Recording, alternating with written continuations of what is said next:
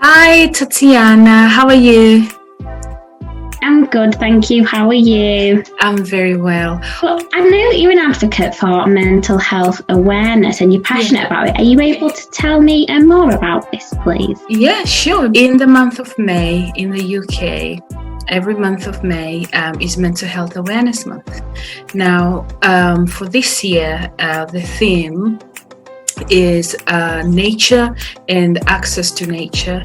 And what that means is that for the week from the 10th to the 16th of May, you will see a lot of campaigns around mental health awareness. And it's just to highlight the importance of mental health. And they chose nature because, as you know, during lockdown, we were not able to get out and about. And hopefully when the weather is good, we'll now be able to go out and enjoy nature a bit more. And nature is very key and important to our mental health. Another thing I also want to tell you about mental health, as you know, I mean, it's been in the news, and I don't know if you know this, but mental health, there's good mental health and there's bad mental health. Now, mental health conditions are global and they do not discriminate.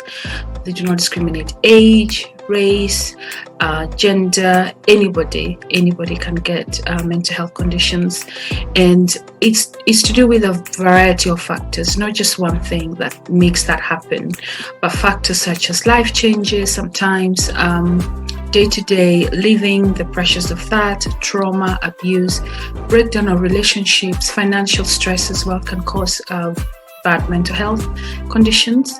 And in fact, the World Health Organization says that 1 in 4 people are affected by mental health conditions. So it's very key to our very existence, as you can see.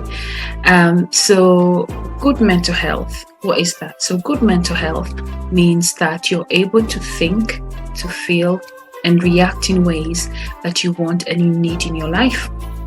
And that usually is where we want to be. We want to have good mental health, or find ways of getting there if we find ourselves in the, having mental health conditions or bad mental health. I find sometimes that people don't really want to talk about their problems as they feel like it can be a bother sometimes. Do you think that there's a stigma around mental health? Yes, there is. There's been a lot of stigma around mental health.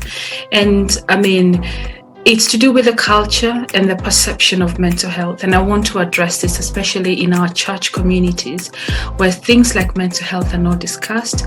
And it's sometimes seen that where people have mental health conditions or bad mental health, they're seen as not having a strong faith, or they're seen as not praying enough, or not being spiritual enough.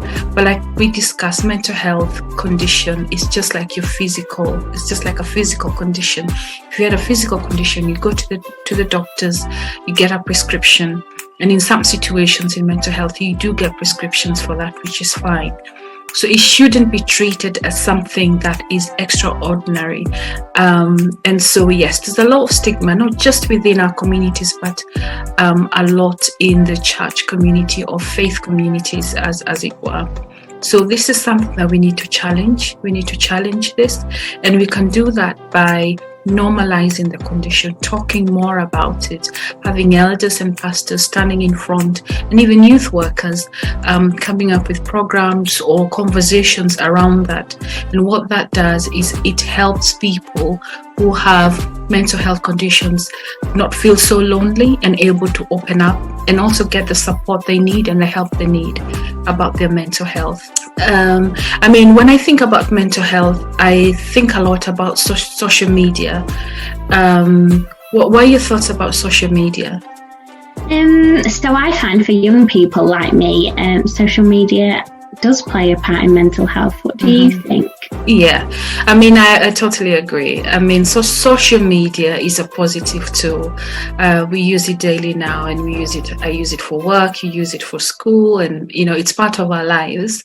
But there's also research to say that there's been a lot of abuse when it comes to social media. We've got cyberbullying.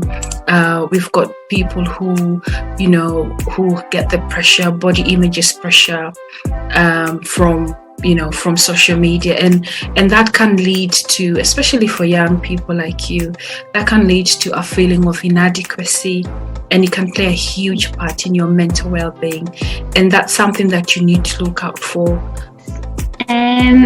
Thank you. So lastly, what do you think can be done?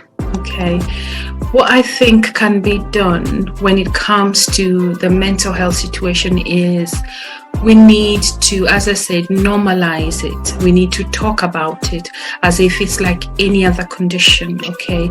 We also need to have a support system in place for people who are struggling with mental health in our churches, in our communities, and we also need to have the churches and the community to sort of collaborate with organizations that deal with this sort of conditions, and we can signpost people to those organizations to help.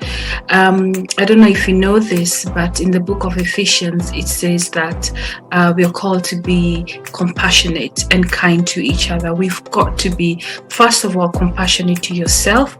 It's all about compassion. It's all about connections, not just with other people. It's also being kind to yourself. Have some compassion. If you're going through a difficult time, take time to heal, take time to recharge. You can go for a walk, you can read a book, you can watch a movie, you can call a friend. So have compassion for yourself. And also, then you can be able to reach out to people who are having a difficult time. And we know, obviously, this time during COVID, things have been really, really difficult. So it's about compassion. I think compassion plays a huge, huge part when we come to understand mental health. We know, like I always tell you, our God is a compassionate God. He's a loving God, He's a caring God, and we need to be able to extend that compassion to ourselves first, and then to other people as well. And I think that just sums up everything that I feel is useful and important when it comes to mental health in churches. Now, as you go to university in September, I want you to promise you will take care of your mental health. You will call me if you have any problems, or reach out to a friend. You will go for walks. You will go online and look for the support that's there. There's a lot of support out there for mental health conditions, okay? So you're not alone, and I don't want you to feel that you are. And we can talk about this. I'm open to talking about this. And I just can't wait to see you. And thank you so much for joining me in this conversation. Thank you so much. I found that really insightful. I'm going to take it all on board. Thank you for all that you've shared. You're welcome. Thank you. Thank you. Bye. Bye. Bye.